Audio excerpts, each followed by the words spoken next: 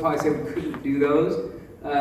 Tough Mudder loves Tyson. We've done several videos on him and had him come out to events and really promoted what he's been able to do and overcome. And I thought it'd be a wonderful presentation for you guys to see. Provides definitely inspiration on an ongoing basis. Tyson, aka Superman. Here you go, buddy.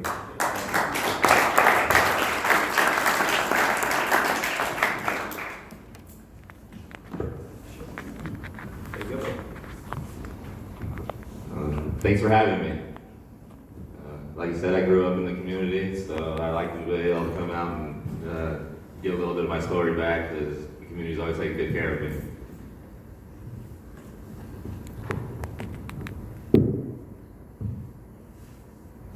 Can you hear me in the back? Without the microphone, we good? I can't really move around with that thing. So I was born in 1984, so I'm 35 years old now. But the guys you see here today, like, I really didn't come about until 2003 when I fell off the roof. And, you know, like so many of us, we definitely, you know, everybody's kind of had something bad happen in their life, you know, and then you got to bounce back from it. And that was mine. You know, I fell off the roof at 19 years old.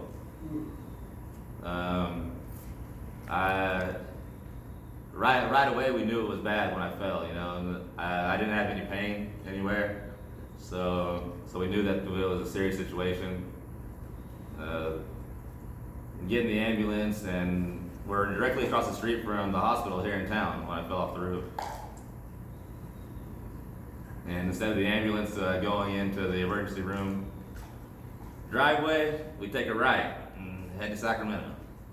So as we get on the freeway, I'm asking the driver and the girl in the back, like, "Hey man, where are we going? Like, why we miss the hospital?" And the driver says, "Sorry son, but it's too serious for you guys at the hospital. We got to get you to UC Davis." So we get to UC Davis, and I'm in a hospital room, and I'm wondering, man, why is my whole family here? Like, they got all kinds of stuff going on, and no one's telling me what's happening. Like, why is the whole family and everybody here?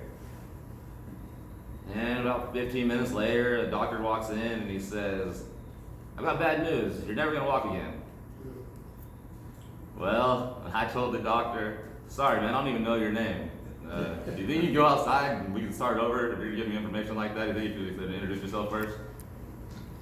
So he walks outside and gathers himself, and he comes back in and he says, "Well, I'm Dr. Singh, and I got some bad news. You're not gonna walk. You know, you broke your back in 2 different places. But you kind of got an attitude that's changing my mind that you're gonna be all right." And you know, I've only been hurt at that time for about 2 hours, you know, so I don't even know what he's talking about, you know, what attitude we're talking about. And you know, it's a life changing moment right there at 19 years old. 4 hours before this, I felt invisible, you know. I could do whatever I want, whenever I wanted to. So now I got this doctor telling me I'm never gonna walk again. So we're in the hospital room, you know, and all my family's coming in to give me praise or whatever. Instead, it's gonna be okay.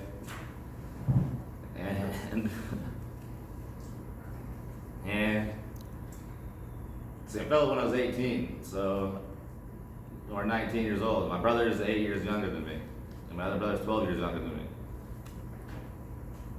And my little 8-year-old brother walks in the hospital room, and some people are religious, and a lot of people go to church, and you know, some people don't. And we're one of those families that don't really go to church.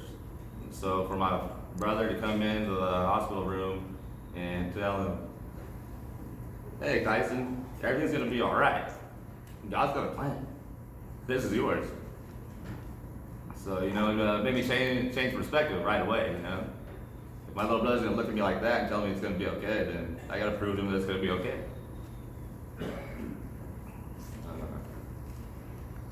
So, you know, fast forward through those surgery, and then I go to Santa Clara for rehab.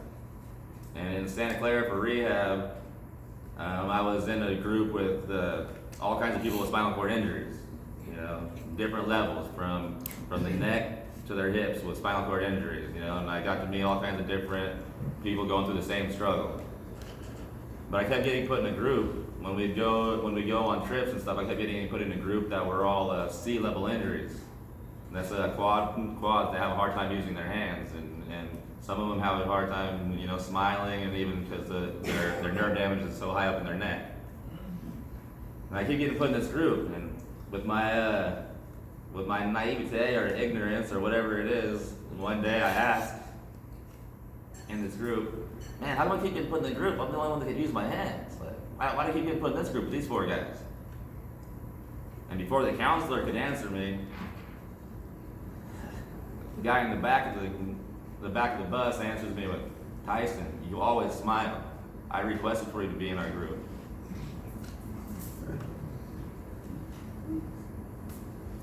So if that doesn't change my perspective on life at that moment, then I probably could have never done that, And I tell people all the time that me falling off the roof made me lose a poor me attitude, and me going to the hospital was like similar to a caterpillar needing a cocoon.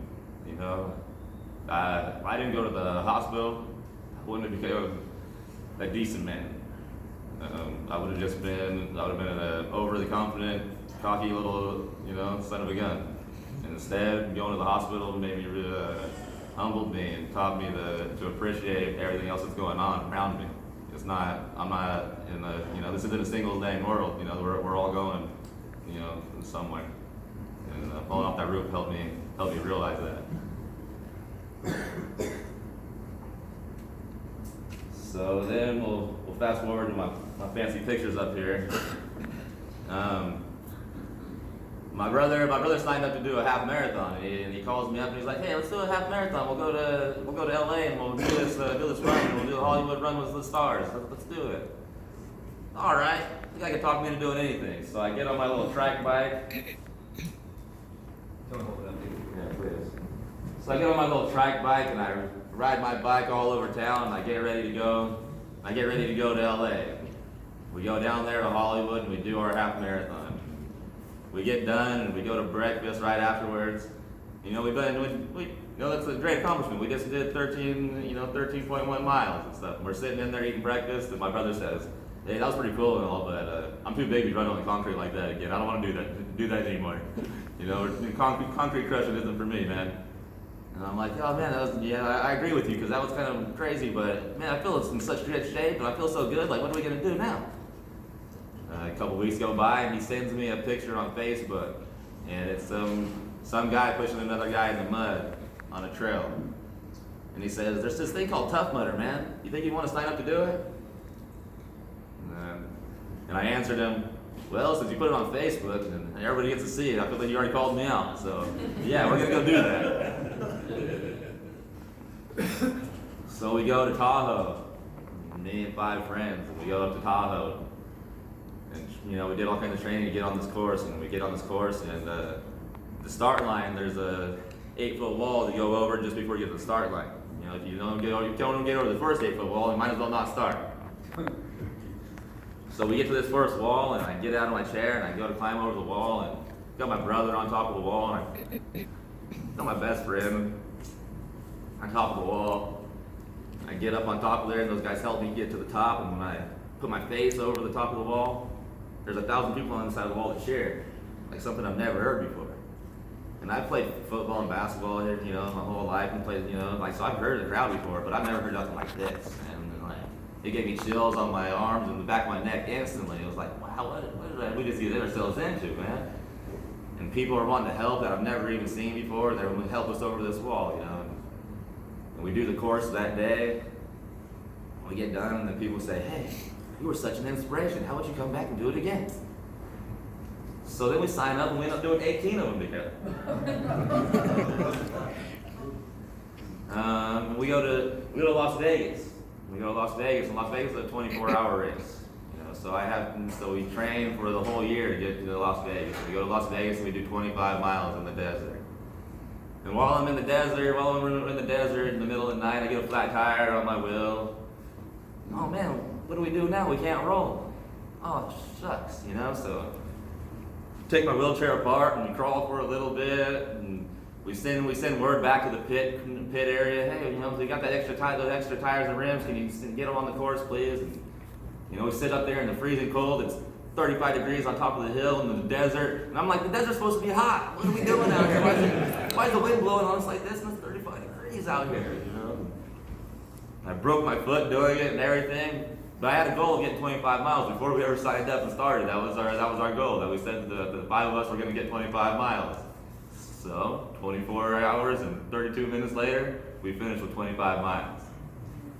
And I got the picture of the muddy wheelchair and the shovel, and then that picture is a reminder that no matter what obstacles we run into, you can always dig deeper. You know, everyone, like, just because I've literally been stuck in the mud, we've all figuratively been stuck in the mud, and we know that we can dig deeper.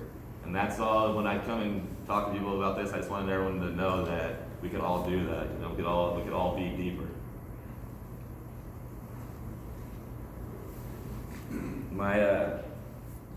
My end goal with doing all this stuff, now that I've reached out and touched so many people with it, my end goal is I'm hoping to one day open up a gym in town that will inspire other people that are scared to get to these gyms. You know, I know that even myself, when I first started going to the gym as the guy in the wheelchair, it was different. Like, oh man, I'm going to the gym, all these people are in there like really lifting weights, and you know, they're running around in the court and they're doing these TRX things. Like, man, what am I gonna do with my wheelchair? You know. And now that I've been in the community and I've been moving around and doing stuff, I've met other people that have the same fear. You know, they're gonna be like, man, I'm gonna go to the gym. That's what you guys do. And it's like, no, man, you can go too. Like, anybody should be able to feel comfortable to go there. So my end goal at the end is I want to be able to open up a gym and have people of all shapes, sizes, and attitudes be able to be in there. And you know, I want to preach a healthy mind, body, and soul always. And then I'll leave it to any questions. If anybody has any questions, please. Yes, sir. Out of curiosity, I had a very good friend of mine. His name was Glenn Perry. Are you in relation to him? I am not, but he was my teacher. And that was a great man. Yeah, he was. He was one tough son of a gun. Yes, he was. And you remind me a lot of him. So did you have him as a teacher? He was my teacher. All right. I could sense some Glenn in you, and now I understand why. Thank you. When I fell off the roof, I stayed in the Holiday, and he actually came and visited me in the Holiday a couple times while I was still fresh in my rehab stay. Well, So, he was the guy that could understand what you were going through. yes, he definitely had a great influence on me. Some of the races, did you race in the South anywhere? Yeah, we went to San Diego. I went to Texas. Went to LA twice. Texas, they had these big mosquito bugs that would land on your arms when you came out of the water. They call them love bugs. I've got a picture of the bike here, the trike or whatever. Yeah, my track bike. Could you talk about the technology and how you got that and where it comes from? Man, I found my track bike in overseas, out of Amsterdam, actually. I was doing all kinds of stuff in my wheelchair, you know, and I was going to the gym a lot, but I was never getting my lungs like pumped up, you know, and I was having a hard time breathing when I'd be at the gym. So I got on the internet and Googled around, and it took me about 2 months to find that thing where I was one that I pedaled my arms and pedals my legs also. So instead of me just using my arms, you know, it gets my legs and my calves and my hips all worked out too. And next thing you know, I was able to breathe a lot better. But I mean, it's got 3 different chains on it, one for the top, one for the bottom, you know, and then one that makes it all go. So it's pretty interesting. Without the Borgwell bike, I would have never got to this point at all. So Tyson, before you and I ever met, I'd seen you at Nugget, which was our favorite spot to go get smoothies and such. And like what you said, with always smiling, you know, Tyson's one of those guys that is always, when you see him, looks very genuinely happy. Makes everybody around him happy and just feel good. It always is a highlight. And so, you know, when you come to the office, it's one of those things that just makes it a brighter place. And he genuinely is always there to take care of and help other people, which I think is really unique. So my question for you is, you mentioned that you learned a lot about, after the fall, about making you a better person. So take us through that, man, how to do it for you.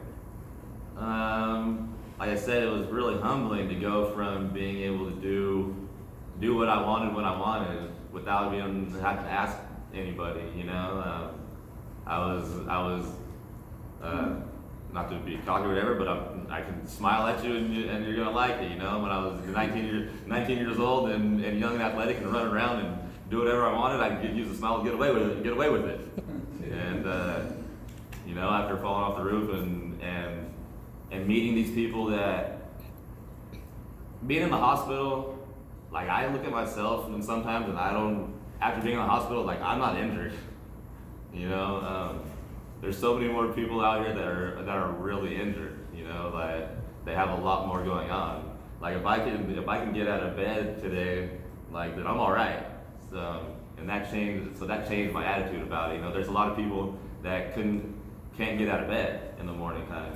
There's a lot of people that are handicapped before they even have the wheelchair. You know, and I learned that I was one of those people that was handicapped before I had a wheelchair. And now I feel way more able with that than I was before. I handcuffed myself a lot with my beliefs before I was in a wheelchair. That's awesome. The Superman nickname, how did that come about? Oh man, this makes me emotional every time. When I was in the hospital, ironically, a family friend had donated to Christopher Reeves Foundation that year already. And so I fell off the roof, and she comes to visit me in the hospital, and she brings me a Superman keychain and a Superman poster, and explains to me that oh man, it's ironic that this happened this year, but I donated to Christopher Reeves Foundation, so this is what they sent back in a thank you. So I'll put this up in your room to remind you that you're gonna be okay. And like I said, like in the hospital, there's so much going on that you don't really get the message always. You don't really get what they're saying. But through the years of everything going on, we're signed up to do that half marathon, and we're getting ready to do the Running with the Stars. And since that's like a celebrity thing, my friend calls me up and says, "Hey, come down to the shop. I got something for you." And I show up to the shop, and she hands me the Superman shirt with the cape on it. Tells me to put it on. It's time to be the Superman that we already told you that you were, that we see that you don't. It's time. And that's kind of why I ran with it for so much. And, that's why 18 Tough Mudders is what it had to be done, because if other people believed in me like that, like I said, it was time for me to prove to them what they saw, even though I didn't see it myself. Questions? That's like one. So in doing Tough Mudders, maybe two questions. What was the biggest challenge? As a team event, and I know that can be challenging in all aspects and stuff. And then also, what's our plan going forward? The most challenging thing during the event is trying to stay warm for myself. We go through the ice waters and like fall off any obstacle you fall off, you pretty much fall into water. And it's hard to get my body warm after that. I'm not moving my legs. I'm not running my body back into heat. So that's my hardest personal challenge on the course. Overall on all courses going downhill for me in the wheelchair is harder than it is going uphill. I'd rather climb to the top and get a good view than have to go down in the valley. Are you doing more? As of now, I'm kind of retired from doing Tough Mudders because, like I said, I've done 18 of them, and the last 2 times I've done them, I've hurt myself. So I want to be able to live long enough to keep inspiring people without having broken bones and stuff. So I'm gonna take a break for a while, but who knows if I'll be out there forever, because the community's great. Any other questions for Tyson?